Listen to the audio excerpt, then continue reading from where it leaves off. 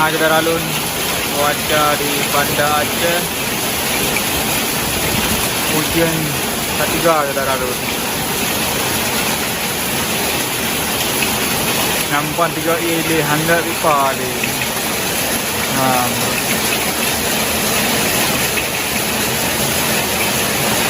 Nah, di kata hujan kita ralun. Nah, suasana di Kuta Alam Banda Aceh. Di depan kantor pariwisata.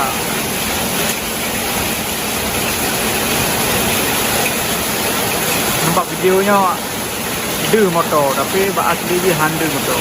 Nyamban 3 hujan. Menyenap payung pakai telah payung-payung.